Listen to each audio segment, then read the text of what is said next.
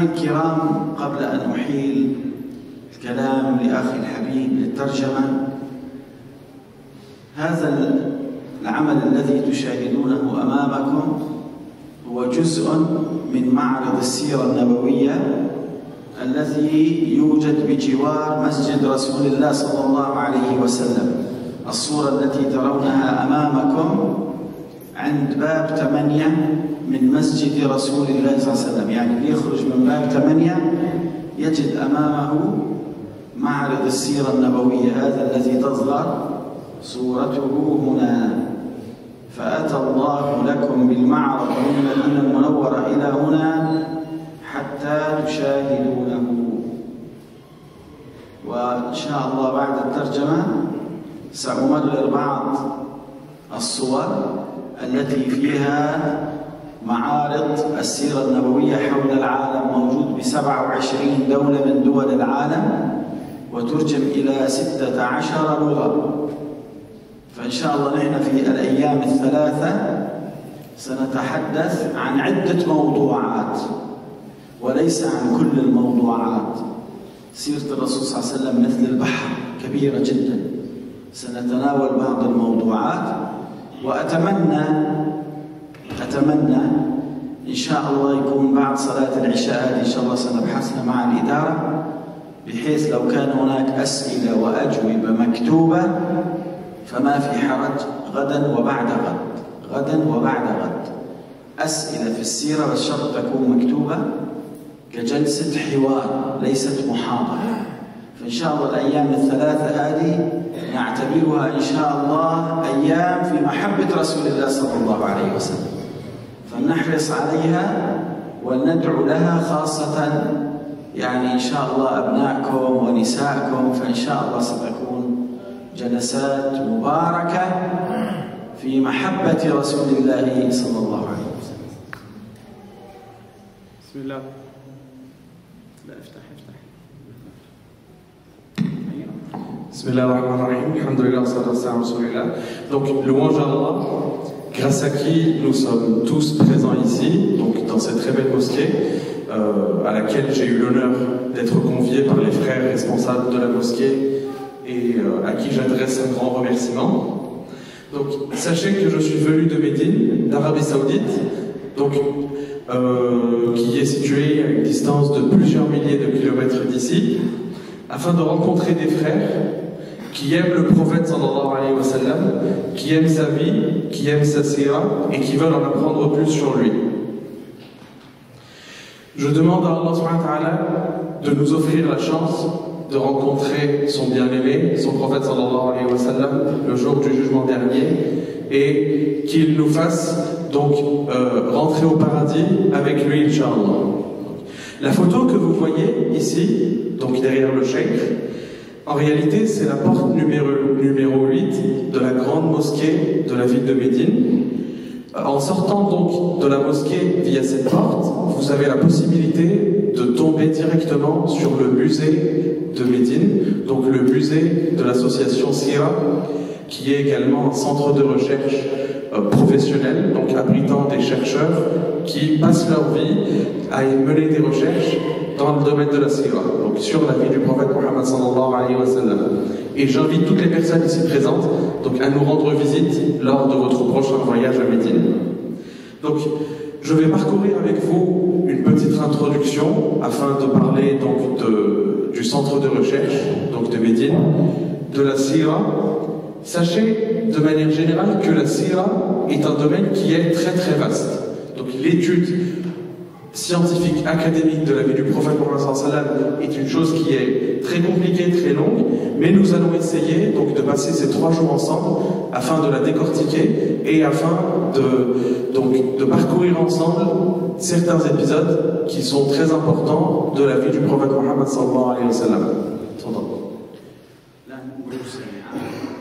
هذه صور معرض السيرة أمام المسجد النبوي الثلاثة. Donc voici les 3 photos du centre de recherche, donc du musée que vous trouvez à Médine.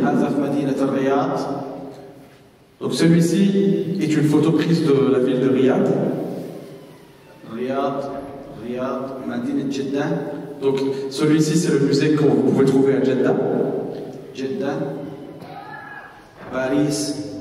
هذا باريس طبعا من 11 سنة إلى الآن كل سنة نعرضه في باريس الحمد لله والإقبال ما شاء الله تبارك الله. هذا المعرض من 11 سنة تقريبا. Donc ici vous avez les photos de l'exposition qui se tient chaque année à Paris au Bourget. Alhamdoulilah, cela fait 11 ans que le cheikh se déplace chaque année à Paris pour faire l'exposition. هنا زيارة الدكتور طارق سويدان إلى المعرض في باريس. Donc voici une photo prise lors de la visite du cheikh Tariq Souedan lorsqu'il a visité l'exposition à Paris. هذه طبعا المعرض يتكون من لوحات ومجسمات وأفلام. هنا زيارة الشيخ البوطي رحمه الله ومنير الضطبان وحازم أبو إسماعيل والشيخ طارق سويدان في معرض السيرة في الكويت. Donc voici une photo prise avec certains savants donc très éminents du domaine de la Sira prise au Koweït. في الكويت أيضا. هذا في دبي. Donc voici une photo prise à Dubaï. دبي. Également Dubaï. دبي أيضا. هذه هنا في زيارة بالسعودية الأمير مشعل بن عبد العزيز. Donc celle-ci est prise en Arabie Saoudite. الإمارات. أبو ظبي. Donc celle-ci est prise aux Émirats, à Abu Dhabi. المغرب. Au Maroc, récemment. جدة. De nouveau Jeddah. سويسرا. Donc en Suisse, Genève. نعم سويسرا هذه كلها سويسرا.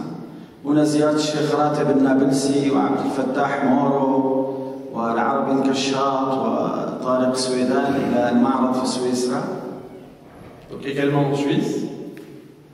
قطر. Donc au Qatar. قطر أيضا نعم هذه باريس نعم هذه جنيف. نعم. زيارة الشيخ راتب النابلسي أيضا في قطر. La visite du cheikh Ratib Nabulsi également au Qatar. هنا زيارة الشيخ عبد الله بصفر. Donc la visite du cheikh Abdallah Basfar à l'exposition. الشيخ علي القرداغي.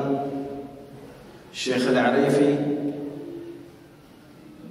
هنا الشيخ عمر البشير عصام البشير. خلاص نكتفي.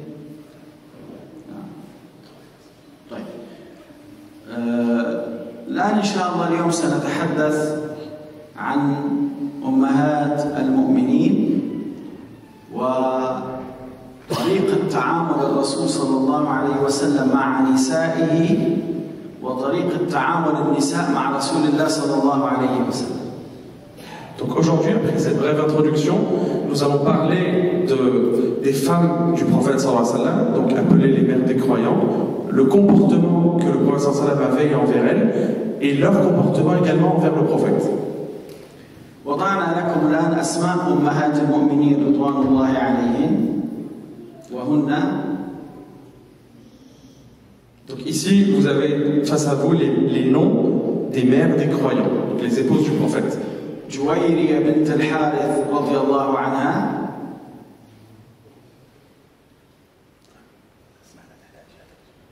أم حبيبة بنت أبي سفيان وهذه كانت مهاجرة إلى الحبشة قبل أن يتزوجها النبي صلى الله عليه وسلم فلما هاجرت وتوفي زوجها خطبها النبي صلى الله عليه وسلم وزوجه إياها النجاشي وأرسلها إلى رسول الله صلى الله عليه وسلم.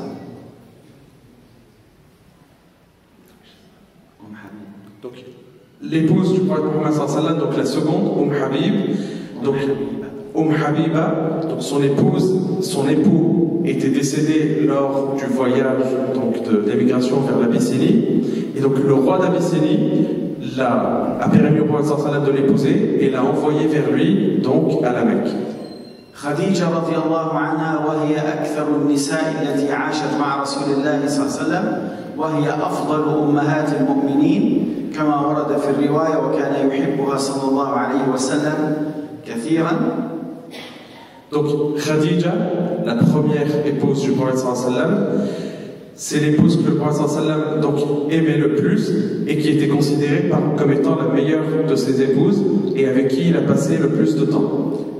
عائشة رضي الله عنها وهي التي تزوجها في السنة الثانية بعد غزوة بدر في شهر شوال وهي بنت أبي بكر رضي الله عنه. Donc, Aïcha, donc, que le prophète sallallahu alayhi wa sallam a épousée en l'an 2 de l'Hégire, après la bataille de Badr, durant le mois de Shawwal. هند رضي الله عنها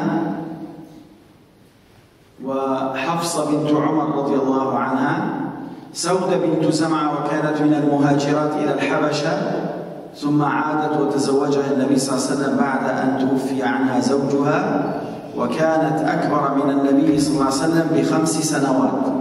خديجة أكبر منه ب15 عاما، سودة أكبر منه ب5 سنوات، وفي رواية عندها 6 أولاد. Donc Saouda, l'épouse du prophète sallallahu alayhi wa sallam, qui avait émigré donc en Habasha, en Abyssinie, puis suite au décès de son époux, elle est rentrée donc en péninsule arabique et a épousé le prophète sallallahu alayhi wa sallam. Donc elle a 5 ans de plus que le prophète sallallahu alayhi wa sallam. Et elle avait également 6 enfants.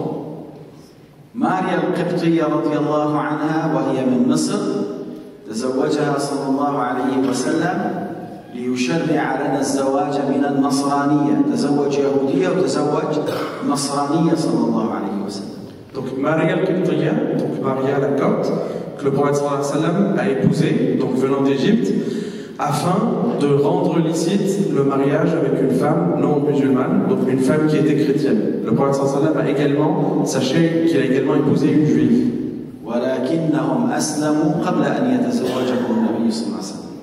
Donc certes, mais ces deux femmes ont embrassé l'islam avant le mariage avec le prophète sallallahu alayhi wa sallam. زينب بنت جحش رضي الله عنها تزوجها النبي صلى الله عليه وسلم بأمر من الله سبحانه وتعالى، وزوجه إياها الله سبحانه وتعالى ليبطل حكم، وهو كان مشهور في مكة أنه لا يجوز للإنسان أن يتزوج زوجة ابنه بالتبني، فأبطل الله هذا الحكم وزوجه إياها فزوجناكها.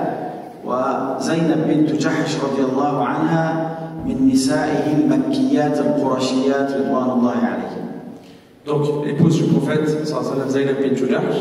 Donc le prophète sallallahu alayhi wa sallam l'a épousée par ordre d'Allah. C'est Allah qui lui a demandé de l'épouser et donc a fait en sorte également qu'elle l'épouse, afin de rendre licite une règle qui interdisait, donc dans l'époque d'Al-Jahiliya, qu'un homme se marie avec l'épouse de son fils par donc les enfants qu'on paraît. Donc le prophète sallallahu alayhi wa sallam l'a épousée par ordre d'Allah. ميمونة بنت الحارث رضي الله عنه وهي آخر زوجاته صلى الله عليه وسلم تزوجها بعد عمرة القضاء صلى الله عليه وسلم، وهي مكية من علية نساء مكة. Donc Maïmouna, que le prophète sallallahu alayhi wa sallam a épousée après la Umrah al-Qada, Maïmouna fait partie des femmes donc les plus nobles de la Mecque. زينب بنت خزيمة وصفية بنت حيي هي من اليهوديات، لكن هناك سؤال، هذا السؤال سأجيب عنه في آخر اللقاء: لماذا مات النبي صلى الله عليه وسلم عن 9 نساء ونحن لا يحل لنا إلا 4 نساء؟ هذه النقطة مهمة جدا سأتعرض لها إن شاء الله في آخر اللقاء.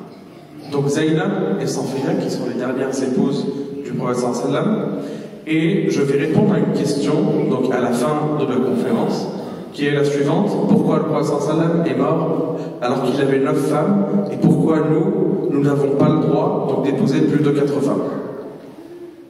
وضعنا هنا أسماءهن وصلة نسبهن برسول الله صلى الله عليه وسلم لنظهر أن أهم هدف من أهداف الزواج إقامة العلاقات مع القبائل، ولذلك أكثر قبيلة تزوج منها صلى الله عليه وسلم قبيلة قريش مع معظم بطونها، رغبة في إسلامهم وطمعا في توطئة قلوبهم. ولكننا لم نجد أنه تزوج من الأنصار من أهل المدينة لأن الإسلام انتشر بينهم فما كانت الحاجة إلى الزواج. انتشر الإسلام في المدينة دون الحاجة إلى الزواج، ولذلك لم يتزوج من الأوس أو الخزرج عليه الصلاة والسلام. وهذا يبين لنا أن أهم مقصد من مقاصد الزواج عنده هو الطمع في إسلامهم، أي الرغبة بالدعوة. ولذلك سنجد بعد قليل أنه لم يتزوج بعد السنة السابعة لما انتشر الإسلام.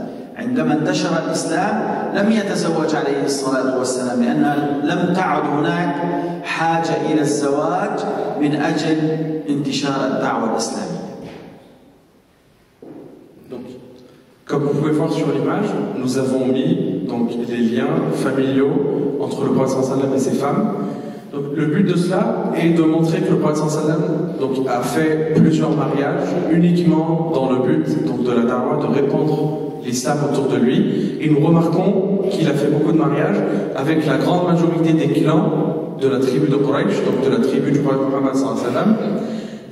On remarque également une chose, donc le prophète n'a pas du tout épousé de femmes donc venant de Médine, ni donc du clan de l'Aous, ni du clan d'Al-Khazraj, puisque l'islam s'était déjà très répandu dans la ville de Médine. هنا وضعنا المدة التي قضتها كل واحدة مع النبي صلى الله عليه وسلم. أكثر واحدة عاشت مع النبي صلى الله عليه وسلم هي خديجة رضي الله عنها 25 سنة، زوجة واحدة ما كان عنده غيرها، تزوجها عمره 25 سنة وهي أكبر منه ب15 عاما، كان عمرها 40 سنة، وتوفيت وعمره 50 سنة صلى الله عليه وسلم.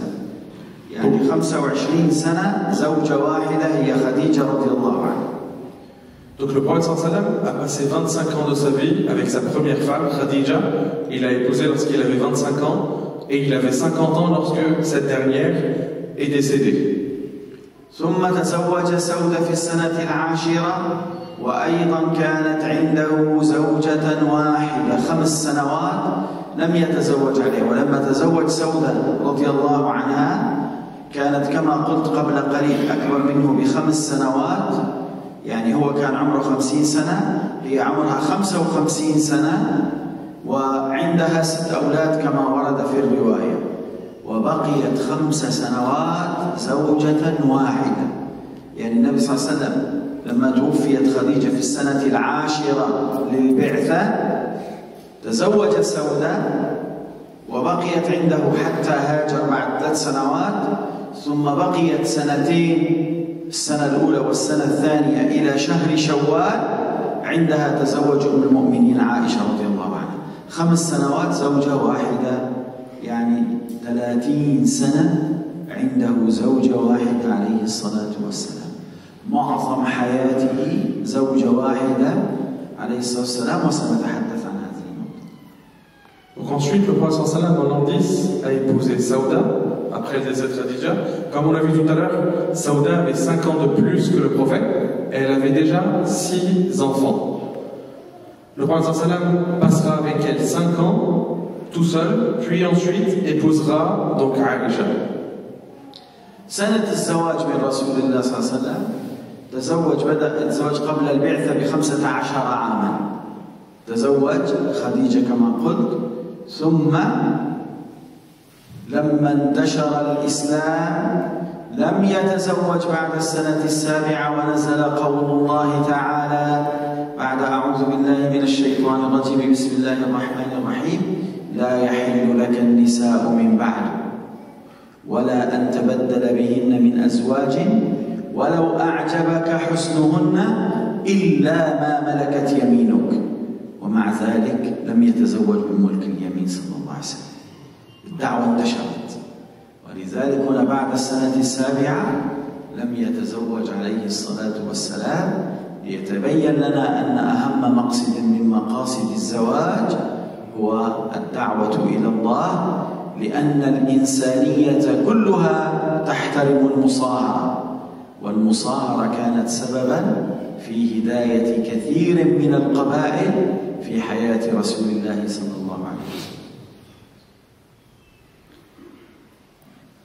Le prophète sallallahu alayhi wa sallam s'est marié pour la première fois 15 ans avant la Bi'tha, et donc nous remarquons qu'à partir de l'an 7, il ne se remariera plus. Donc Allah subhanahu wa ta'ala a descendu un verset lui demandant de ne plus faire de mariage. Pourquoi? Eh bien car l'islam s'était déjà assez répandu. Donc de cela nous pouvons tirer un point essentiel qui est le suivant. Donc le prophète sallallahu alayhi wa sallam faisait des mariages dans un but précis qui est la da'wah. L'humanité entière respecte les liens familiaux qui tissent les différentes familles entre elles, et c'est l'objectif qui poussait le prophète sallallahu alayhi wa sallam à réaliser plusieurs mariages. هنا وضعنا العمر عند الزواج من رسول الله صلى الله عليه وسلم. خديجة 40 سنة، سودة 55، وباقي أمهات المؤمنين بين 20 إلى 40 سنة. الوحيدة التي يوجد خلاف حول عمرها هي عائشة رضي الله عنها. رجحنا بدراسة قام بها عدد من العلماء أن عمرها 16 سنة. سنتعرض لها إن شاء الله في النقطة قبل الأخيرة. آخر نقطة: لماذا توفي عن 9 ونحن لا يحق لنا إلا 4؟ والنقطة التي قبلها عمر السيدة عائشة، رجحنا أن عمرها 16 عاما. سنأتي على الأدلة. يعني عندنا نقطتين في آخر اللقاء مهمات إن شاء الله. Donc ici, vous avez face à vous l'âge qu'avait chacune des femmes du prophète sallallahu alayhi wa sallam. Khadija avait 40 ans, Saouda 55. Donc il existe cependant un désaccord entre les savants par rapport à l'âge de notre mère, donc Aïcha. Une étude qui a été menée par un grand nombre de savants, donc du centre de recherche de Médine, a permis de montrer que Aïcha avait au moins 16 ans lorsqu'elle a épousé le prophète sallallahu alayhi wa sallam. C'est un point que le cheikh va aborder donc avant la fin de la conférence. هنا وضعنا عدد الأحاديث التي روتها كل واحدة عن النبي صلى الله عليه وسلم. أمهات المؤمنين عالمات كان لهن دور كبير في العلم والدعوة إلى الله. أبرزهن في رواية الحديث عائشة رضي الله عنها روت 2210 أحاديث، واستدركت على الصحابة في 70 مسألة فقهية.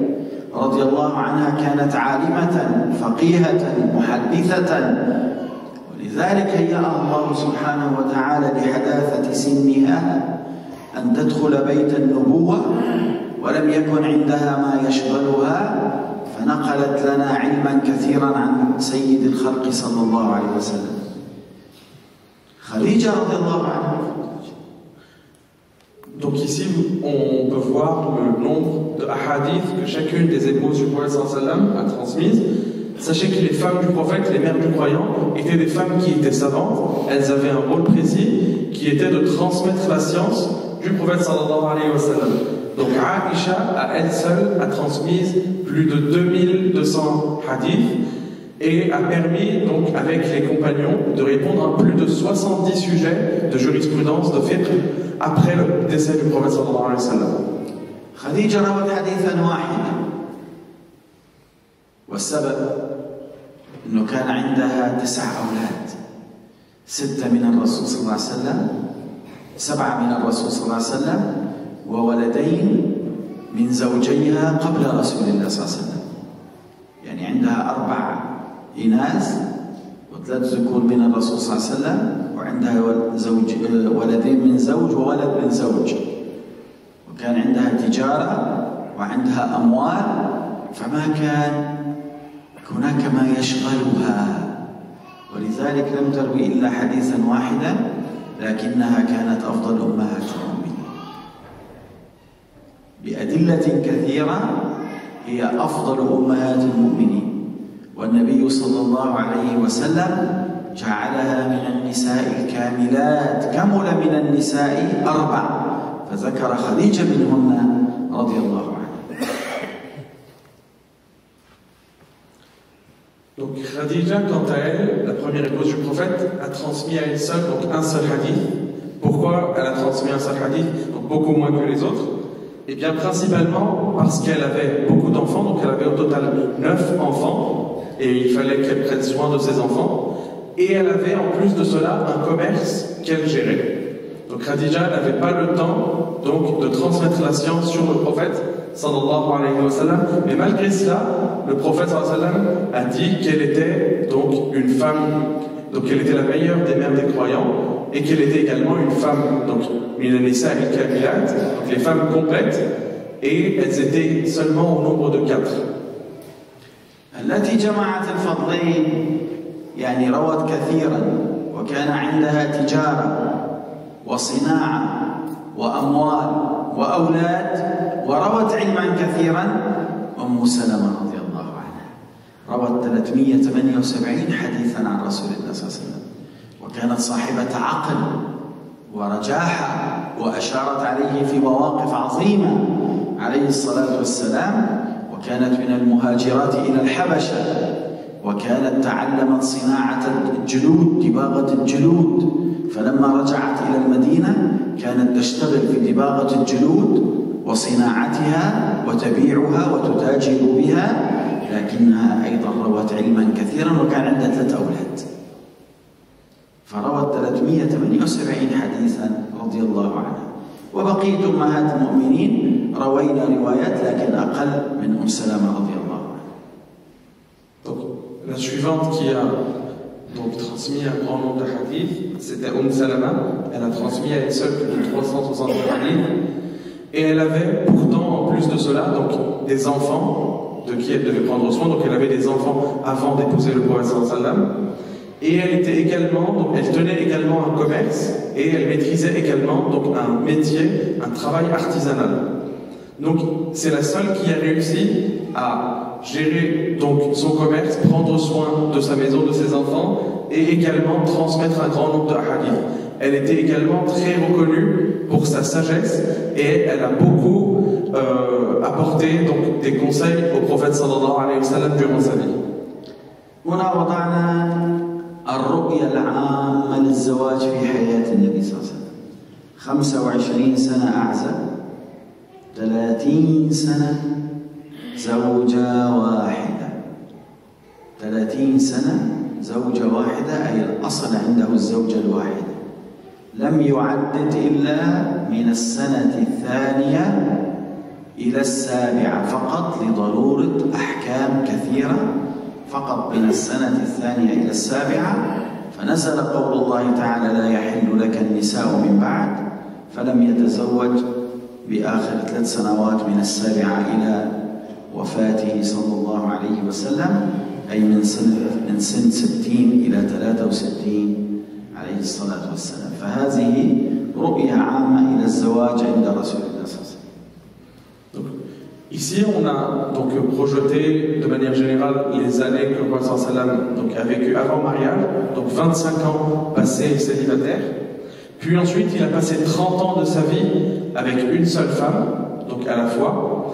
Et c'est seulement entre l'an 2 de la Bi'atha et l'an 7 que le prophète sallam donc avait eu plusieurs femmes en même temps. قبل أن أتحدث عن النقطتين اللتين ذكرتهما سأتحدث عن نقطة مهمة جدا نعيش خللا كبيرا فيها وهي طريقة تعامل النبي صلى الله عليه وسلم مع نسائه صلى الله عليه وسلم وهذه الحقيقة تحتاج إلى لقاءات كبيرة وكثيرة لأننا ابتعدنا كثيرا عن طريقة رسول الله صلى الله عليه وسلم.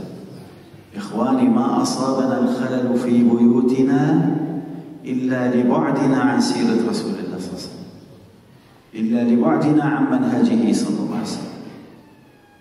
الآن سأعرض بعض الأحداث لكن لن أستطيع أعرض كل شيء. أم المؤمنين عائشة رضي الله عنها لما سئلت كيف كان خلقه صلى الله عليه وسلم ما استطاعت تجيب إلا بجواب 3 كلمات. هذه الكلمات تحتاج إلى شرح ساعات طويلة. كان خلقه القرآن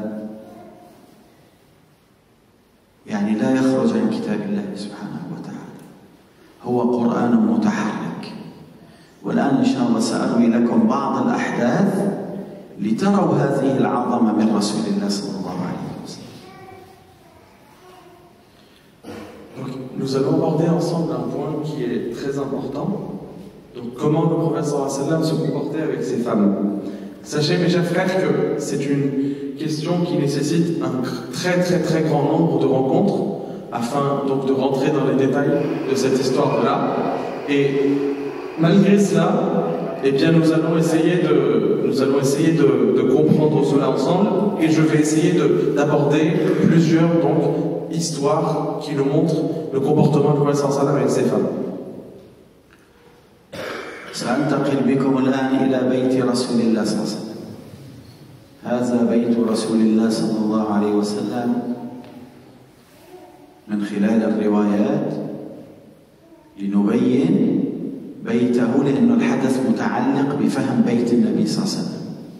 هذا المسجد، أمل تكون الأسهم واضحة التي أحركها، هذا المسجد وهذه حجرة النبي صلى الله عليه وسلم، وهنا حوش. هذا بيت النبي صلى الله عليه وسلم. هذا بيت أم المؤمنين عائشة رضي الله عنها، صغير حوالي كله 5 متر، وهذه حوالي 2 متر تقريبا.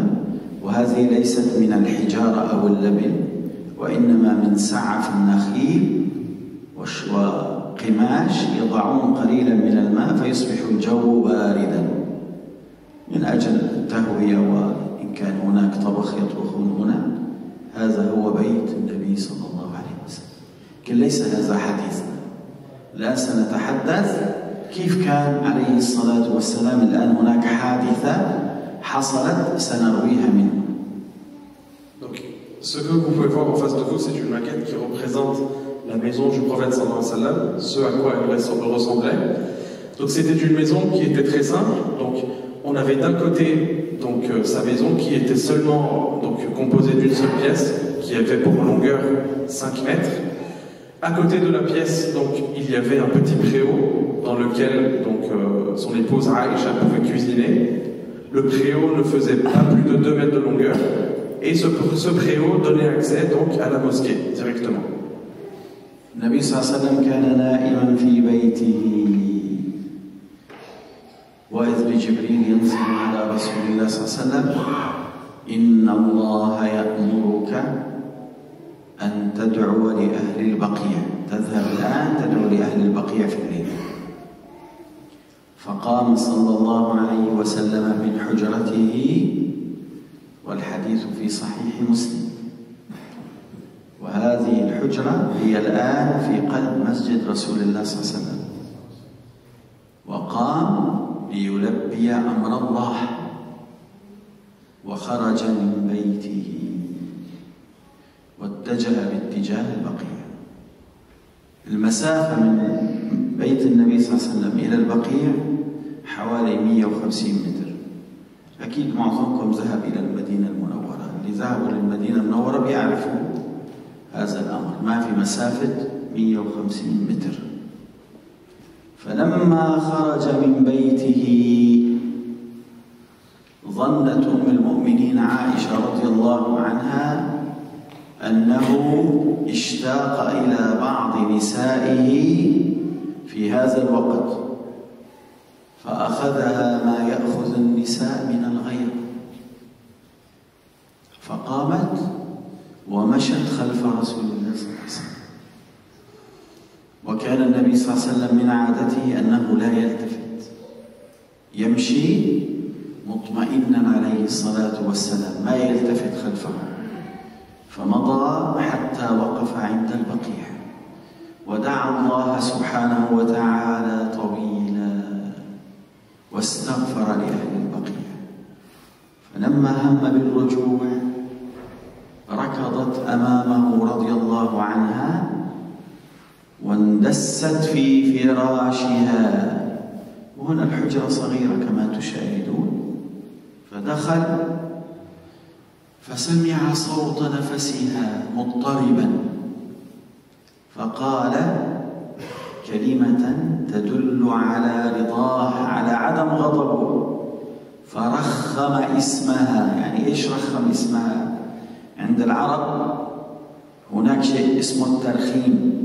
يعني لما إنسان مثلا امرأة اسمها عائشة نقول يا عائش، فاطمة يا فاطم، تدليع لها محبة. فرخم اسمها، ما لك يا عائش، حش يا رابية، ما لنفسك مضطرب.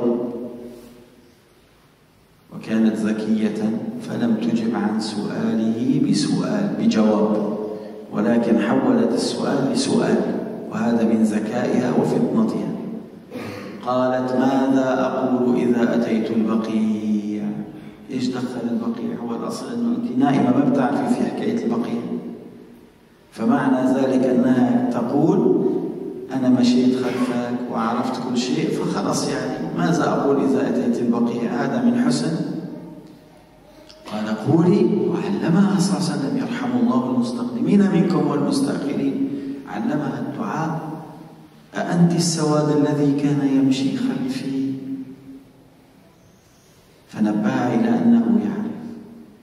لو أن واحدا منا شعر أن زوجته تراقبه ماذا يفعل؟ لو واحدة من نسائنا مسكت جوال زوجها تطلع على هكذا تنظر في شيء ماذا يفعل؟ قمة الخلق صلى الله عليه وسلم. لم نجد رواية أنه رفع صوتا على امرأة، صوت، ولا رفع يده على امرأة، فضلا عن أن نقول أنه ضرب والعياذ بالله. ما ثبت أبدا ذلك. كان في قمة الخلق عليه الصلاة والسلام، والحياء والعفو والصفح عليه الصلاة والسلام. في مثل هذه المواقف، هذا الموقف الذي ذكرته، لو أن إنسانا تعرض لأقل من هذا الموقف ربما والعياذ بالله يعني قام بأشياء لا تحمد عقباها. ومع ذلك هنا النبي صلى الله عليه وسلم قابل ذلك بعفو وصفح صلاة الله وسلامه عليه. Donc le cheikh a relaté une histoire. Alors que le prophète sallallahu alayhi wa sallam dormait chez lui, donc Jibril est descendu le voir à l'ordre d'Allah subhanahu wa ta'ala et lui a demandé de se lever afin de faire des doigts pour les gens d'Al-Baqir. Donc le prophète sallallahu alayhi wa sallam s'est immédiatement levé afin de répondre à l'appel d'Allah subhanahu wa ta'ala, de son Seigneur. Il est sorti de chez lui la nuit et a marché une distance d'environ 150 mètres. Donc les personnes parmi vous qui ont déjà visité Médine savent que Al-Baqir est très proche de la mosquée du prophète sallallahu alayhi wa sallam. Lorsqu'il est sorti de sa maison, eh bien son épouse Aïcha, radiyallahu anha, qu'est-ce qu'elle a pensé? Elle a pensé que le prophète sallallahu alayhi wa sallam, au milieu de la nuit, eh bien il avait éprouvé un certain manque envers l'une de ses autres femmes. Une de ses autres femmes lui aurait manqué au milieu de la nuit. Et donc Aïcha, notre mère, prise de jalousie, elle est immédiatement sortie derrière le prophète sallallahu alayhi wa sallam afin de le suivre et de voir où est-ce qu'il allait se rendre. Donc le prophète sallallahu alayhi wa sallam avait pour habitude de ne jamais se retourner, donc pour regarder derrière lui. Et Aïcha l'a suivi jusqu'à qu'il est arrivé donc Al-Baqir. Elle a vu que le prophète sallallahu alayhi wa sallam a donc commencé à faire beaucoup de doigts. Elle a très vite compris et elle a couru donc pour rentrer à la maison et rentrer donc dans ce qu'on pourrait appeler son lit. Donc elle est rentrée pour se coucher très rapidement. Le prophète sallallahu alayhi wa sallam, lorsqu'il est rentré à la maison, a remarqué qu'elle était essoufflée, a entendu son souffle et il a tout de suite compris cela. Et le prophète, par amour, eh bien, tout d'abord, il ne s'est pas du tout énervé, loin de là, et il a même fait par amour, donc il a appelé sa femme Aïcha, au lieu de l'appeler Aïcha, il l'a appelé, donc il a surnommé Aïcha. Donc cela est un symbole d'amour que les Arabes donc, avaient de l'époque. Donc, et il lui a demandé pourquoi es-tu essoufflé. Donc Aïcha était très intelligente, elle n'a pas voulu répondre à la question du prophète sallallahu alayhi wa sallam et lui a posé une autre question. Donc elle lui a dit, Ya Rasulallah, ô prophète d'Allah, qu'est-ce que je devrais dire comme invocation lorsque je pars visiter les gens d'Al-Baqir? Donc en fait, à travers sa question, elle disait au prophète, elle avouait tout au prophète, donc le fait qu'elle l'avait suivi la nuit. Et il est très important de remarquer le comportement du prophète sallallahu alayhi wa sallam, comment il ne s'est pas du tout énervé, comment il a gardé son calme et a même éprouvé son amour au moment de cette situation-là. Et le cheikh donc demande aujourd'hui, qu'est-ce que l'un parmi nous ferait s'il découvre que sa femme, par exemple, eh bien, avait pris son téléphone et avait commencé à fouiller dans son téléphone, prise par donc de jalousie. Nous devons, mes chers frères, donc prendre le comportement du prophète sallallahu alayhi wa sallam comme modèle, notamment dans cette situation-là avec sa femme Aïcha.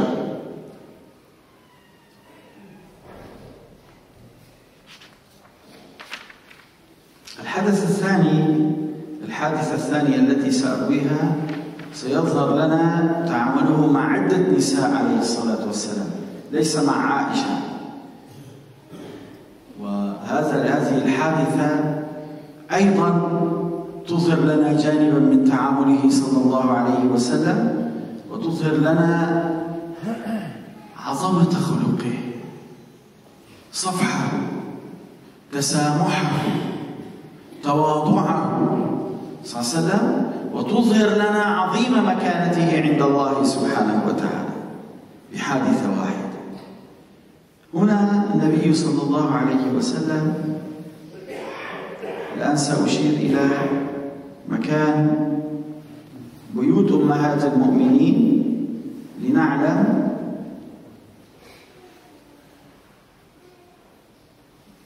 هنا هذا مسجد رسول الله صلى الله عليه وسلم، هذه حجرة عائشة، وهذه حجرة سودة، وهنا كانت حجرة حفصة. آمنا أن نتذكر الأماكن، هنا حجرة حفصة، وهنا عائشة، وهنا سودة، وهنا بيت فاطمة وعلي، وهنا بيت زينب، وهنا بقية أمهات المؤمنين. الرواية تقول: جاء لإحدى أمهات المؤمنين وهي زينب، جاءها قليل من العسل، والنبي صلى الله عليه وسلم يحب الحلوى، يحب العسل عليه الصلاة والسلام، فكان يدخل على بيت زينب في غير وقتها طمعا في أن يأكل من عندها قليل من العسل عليه الصلاة والسلام. فغارت نساؤه، كيف صار لها منزلة من شدة محبتهن له صلى الله عليه وسلم، غرن عليه، إن معنى ذلك زينب صار لها مكانة. فاتفقنا عائشة وحفصة على أن يقولن له كما ورد في بعض الروايات: أن لك رائحة غير طيبة. عندما تدخل إلى بيت زينب يصبح لك رائحة غير طيبة. فدخل ذات مرة إلى بيت زينب وأكل عسلا، ولما خرج وجاء إلى عائشة رضي الله عنها قالت: لعلك أكلت مغافير، شيء يشبه الكرات مثل الثوم والبصل. النبي صلى الله عليه وسلم لا يأكل ذلك لأنه يخاطب الوحي. من خصائصه أنه لا يأكل هذه الأشياء حتى لا ينفر منه جبريل عليه الصلاة والسلام، حبا في لقاء جبريل عليه الصلاة والسلام، فكان لا يأكل هذه الأمور صلى الله عليه وسلم. فتعجب لما قالت له: أكلت مغافير. وفي اليوم الثاني دخل أيضا على بيت زينب وأكل قليلا من العسل، وجاء إلى بيت حفصة فقالت: لعلك أكلت مغافير. فظن أن الموضوع حقيقي 100%، فحرم على نفسه أن يأكل من ذلك. فنزلت سورة كاملة، سورة التحريم، تدافع عن رسول الله صلى الله عليه وسلم وتعاتبه. يا أيها النبي، بعد أعوذ بالله من الشيطان الرجيم، بسم الله الرحمن الرحيم، يا أيها النبي لم تحرم ما أحل الله لك تبتغي مرضات أزواجك والله غفور رحيم قد فرض الله لكم تحلة أيمانكم. فكانت هذه الحادثة سببا في نزول حكم، وهذا من رحمة الله لأمة محمد صلى الله عليه وسلم. قد فرض الله لكم تحلة أيمانكم والله مولاكم وهو العليم الحكيم. وإذ أسر النبي إلى بعض أزواجه حديثا فلما نبأت به وأظهره الله عليه عرف بعضه وأعرض عن بعض. فلما نبأها به قالت: من أنبأك هذا؟ قال: نبأني العليم الخبير. وهنا تأتي هذه الآية عظيمة وتبين لنا مقامه صلى الله عليه وسلم. إن تتوبا إلى الله فقد صغت قلوبكما، مالت قلوبكما. لمن هذه مالت قلوبكما؟ التأنيث لعائشة وحفصة. إن تتوبا إلى الله فقد صغت قلوبكما وإن تظاهرا عليه تتآمران عليه فإن الله هو مولاه وجبريل وصالح المؤمنين والملائكة بعد ذلك ظهير. كل هؤلاء أمامكم، كيف تقفون أمام رسول الله صلى الله عليه وسلم؟ عسى ربه إن طلقكن أن يبدله أزواجا خيرا منكن مسلمات مؤمنات قانتات تائبات عابدات سائحات ثيبات. قالوا هذه لحفصة، وأبكارا قالوا هذه لعائشة. ثم الآية القرآنية السورة إلى آخرها ذكر من هي الثيب ومن هي البكر التي سيزوجه الله إياها في الآخرة. فذكر سبحانه وتعالى: ضرب الله مثلا في آخر وضرب الله مثلا الذين آمنوا امرأة فرعون، هذه قالوا الثيب. ثم ومريم ابنة عمران التي أحصنت فرجها قالوا هذه للبكر. فإن لم تتوبا إلى الله زوجه الله هاتين في الآخرة. فنزلت سورة كاملة تبين لنا هذه الحادثة في بيت رسول الله صلى الله عليه وسلم، وتبين لنا تواضع النبي صلى الله عليه وسلم، حسن خلقه. لأن لو أن والله في نساء لا تجرؤ أن تقول لزوجها أن لك رائحة، ربما لم يستحم، ربما كان متعرق، ربما لخشيتها منه، لخوفها منه. فهنا نأخذ هذا المثال في حسن تعامله صلى الله عليه وسلم، رفيع خلقه، سموه صلى الله عليه وسلم، أدبه عليه الصلاة والسلام. وهنا مقامه عند الله سبحانه وتعالى بنزول سورة كاملة تدافع عنه عليه الصلاة والسلام وتبين لنا هذا الأمر في سيرته صلى الله عليه وسلم. Donc la seconde histoire, celle-ci s'est déroulée avec plusieurs de ces femmes et non pas avec une seule femme comme la première histoire que nous avons relatée. Donc le prophète sallallahu alayhi wa sallam avait pour habitude de se rendre chez son épouse Zaynab. Donc Zaynab recevait de temps à autre du miel chez elle et le prophète sallallahu alayhi wa sallam aimait beaucoup le sucré.